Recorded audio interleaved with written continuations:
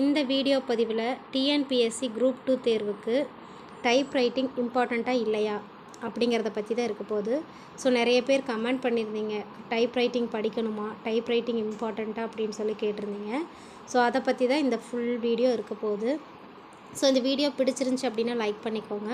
அடுத்தடுத்த வீடியோவுக்கு சேனலை சப்ஸ்கிரைப் பண்ணி வச்சிட்டிங்க அப்படின்னா நான் இந்த வீடியோ போட்டாலும் உங்களுக்கு நோட்டிஃபிகேஷன் வரும், நீங்களும் பார்த்துக்கலாம். ஸோ உங்களுக்கு தேவையான என்ன வேணும் அப்படிங்கிறத அந்த வீடியோக்கு கீழே கமெண்ட் பண்ணிங்க அப்படின்னா அதுக்கான ஆன்சரும் நான் வந்துட்டு கொடுக்குறேன். ஸோ இதெல்லாம் எப்படி நான் சொல்கிறேன் அப்படின்னு பார்த்துட்டிங்க அப்படின்னா, ஸோ என்னோட கொழுந்தனார், ஸோ அவங்க வந்துட்டு என்னோடய ஹஸ்பண்டோட தம்பி வந்துட்டு அவங்க ஜாப் வந்து இப்போ தான் போனாங்க. ஸோ அதுபடி பார்த்துட்டிங்க அப்படின்னா என்னென்ன கவுன்சிலிங்க்கு எப்படி இருந்தாங்க, எப்படி போனாங்க, அண்டு எக்ஸாம் பேட்டர்ன் எப்படி அவங்க சூஸ் பண்ணி எழுதுனாங்க, கட் ஆஃப் என்ன எடுத்தாங்க, ஸோ இந்த மாதிரி எல்லா டீட்டெயில்ஸும் அது ரிலேட்டடாக நான் வந்துட்டு பயணித்ததுனால, எங்கள் ஃபேமிலியில் இருந்ததுனால, ஸோ அதை பற்றின டீட்டெயில் நாலேஜ் வந்து எனக்கு தெரிஞ்சிருந்துச்சு. ஸோ அதை தான் வந்துட்டு நான் உங்களோடய ஷேர் பண்ணிக்கிறேன். ஸோ இது வந்து அப்படி இருக்கணும், இப்படி இருக்கணும், அப்படி இல்லை, இப்படி இல்லை அப்படிங்கிற ஒப்பீனியனுக்கெல்லாம் நான் வரல. ஸோ இது முழுக்க என்னோடய பாயிண்ட் ஆஃப் வியூ தான். ஸோ இதை வந்துட்டு கேட்குறவங்க நீங்கள் அதை யூட்டிலைஸ் பண்ணிக்கலாம், யூஸ் பண்ணிக்கலாம். உங்களுக்கு பிடிச்சிருந்தது அப்படின்னா நீங்கள் அதை ஃபாலோ பண்ணலாம். ஸோங்கிற வேர்ட்ஸ் வந்துட்டு நான் அடிக்கடி யூஸ் பண்ணுவேன். ஸோ அது வந்து எனக்கு வந்துடும். நிறைய பேர் கமெண்ட் பண்ணியிருந்தீங்க எத்தனை போடுவீங்க அப்படின்னு சொல்லிட்டு. ஸோ அதை மட்டும் கொஞ்சம் அவாய்ட் பண்ணிக்கோங்க. எனக்கு அது வந்துட்டு நேச்சுரலாகவே வந்துகிட்டே இருக்குது.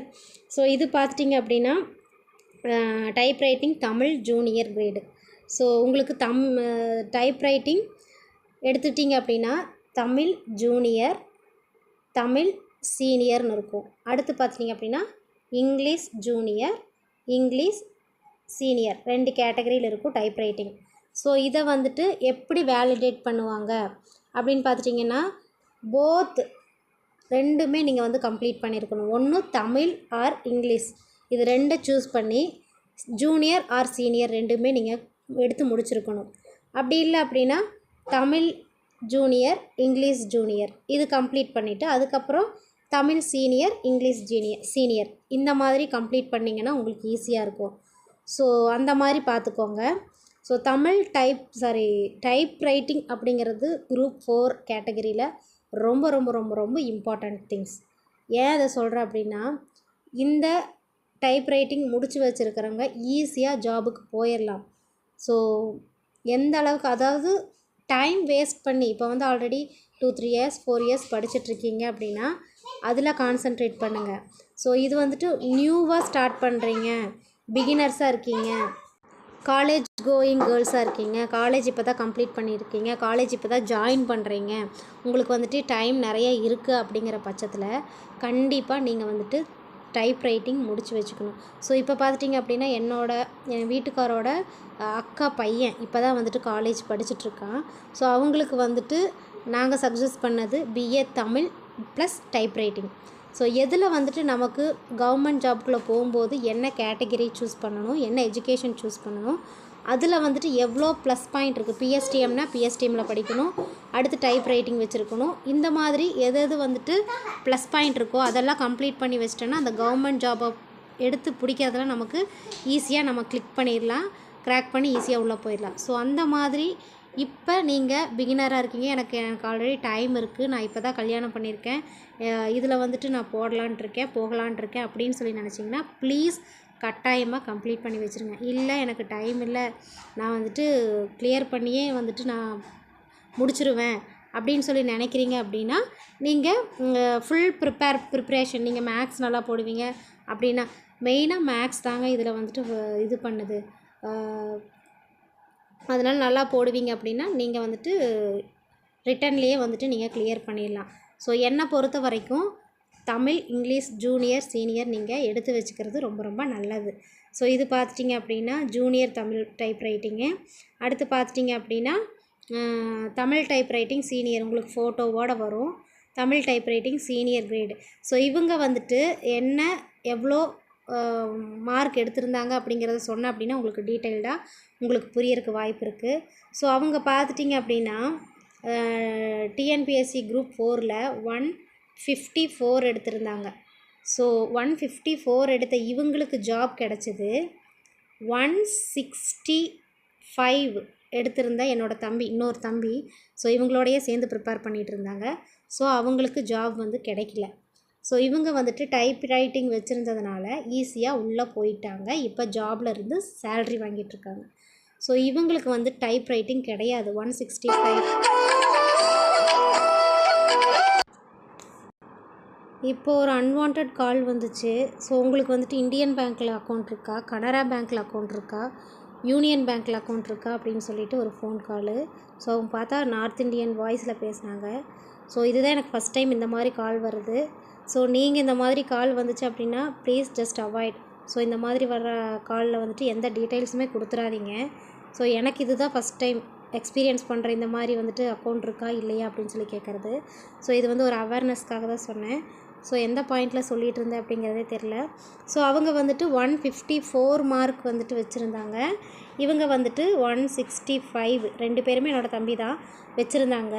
ஸோ 154 இவங்க வந்துட்டு ஈஸியாக உள்ளே போயிட்டாங்க. எதனாலன்னு பார்த்திங்க அப்படின்னா டைப் ரைட்டிங் வச்சுருந்ததுனால. ஸோ இவங்க வந்துட்டு பார்த்திங்க அப்படின்னா டைப் ரைட்டிங் எதுவுமே இல்லை. ஸோ அதனால் உள்ளே போக முடியல.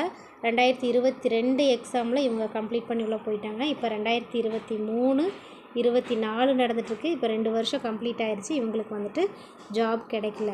இன்கேஸ் இவங்க டைப் ரைட்டிங் வச்சுருந்தாங்க அப்படின்னா இவருக்கு முன்னாடி இவங்க தான் வந்துட்டு உள்ளே போயிருப்பாங்க.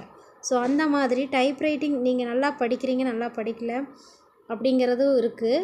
ப்ளஸ் இதில் வந்துட்டு எது வந்து நம்மளுக்கு ப்ளஸ் பாயிண்ட்டு, எதனால் போனஸ் மார்க் கிடைக்கிது அப்படிங்கிறது தெரிஞ்சுட்டு நம்ம வந்துட்டு பண்ணணும் அப்படின்னா ஈஸியாக நம்ம கவர்மெண்ட் ஜாப்பை அட்டன் பண்ணிவிட்டு போயிடலாம்.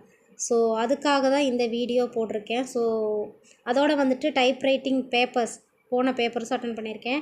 நான் வந்துட்டு டைப் ரைட்டிங் போனேன், பட் கிளியர் பண்ணலை.